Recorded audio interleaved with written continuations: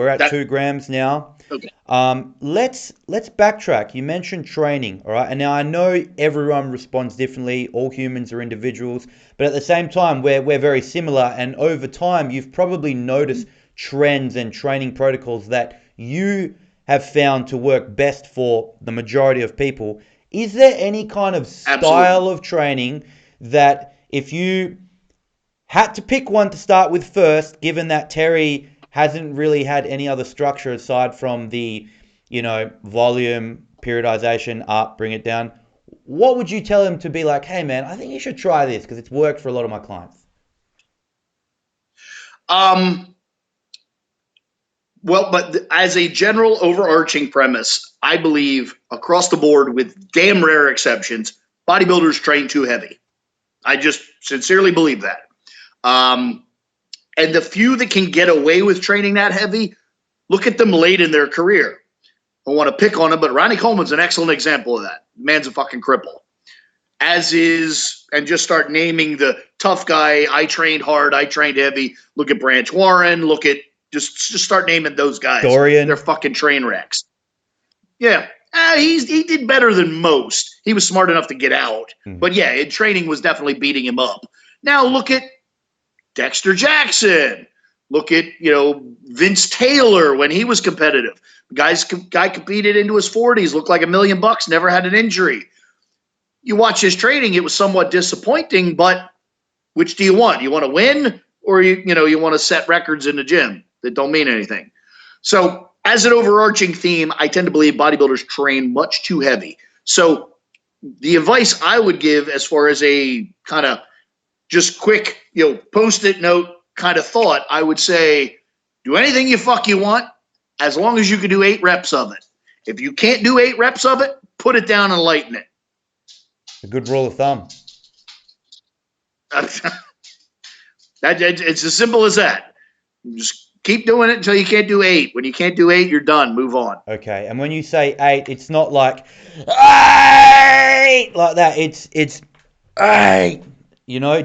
Are we talking about failing absolutely on 8 or what? Most bodybuilders don't have near enough hair on their balls to actually really well and true train to failure. So I try not to make that distinction. If I tell them stop when you can't do 8, whatever that is to them, I'm going to be okay with that. Okay, fair enough. Now, going a little bit more deeper on the training, Terry is up for experimenting with a new training protocol, so far out from his next competition. He's not going to go any lower than 8 reps.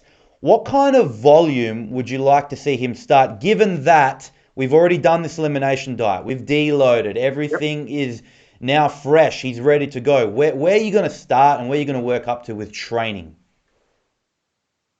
Easy. My typical answer, and I try to be very clear on this. I try to be very honest. When I give a very typical answer, I'm giving it in the context of typical people. So when I say a training number, it's just kind of generically people. And I typically say start around 80 working sets per week. Now, somebody like this that's able to achieve a body weight of 105 and potentially aspirations of a pro bodybuilder, they're not typical. So I would say their starting number needs to be a minimum of 100 total working sets per week. So whether they train 3, 4, 5, 6, or 7 days a week, you divide that 100 by that number. So if they're training, 5 days a week, that's 20 sets per day, so on and so forth. That's the start. So then we would say, okay, you're going to do 100 sets this week. You're going to train 5 days. That's 20 sets per day. And then whatever the day is, let's say the day is, posterior chain, it's quads, hamstrings, glutes. We would put that in order of what's most important to that athlete. If they're quad dominant, quads go to the bottom of the list. If their calves suck, calves go to the top of the list. If their hamstrings suck, hamstrings go to the top of the list. It's not this classical, thou shalt train quads, then hamstrings, then calves. No, we train things in order of importance because we want them in order of importance. Yeah, okay. Same thing when we move over to chest day. But anyway, we would put these things in order of importance. Then we would assign sets in order of importance. If we have, 3 things to train and 20 sets, we're going to put, 10 up here and 3 and 3 or something, something in that range. You see what I mean? 10 and 5 and 5. Yep, makes sense. We're not even going to worry about exercises. We're just assigning sets to muscle groups.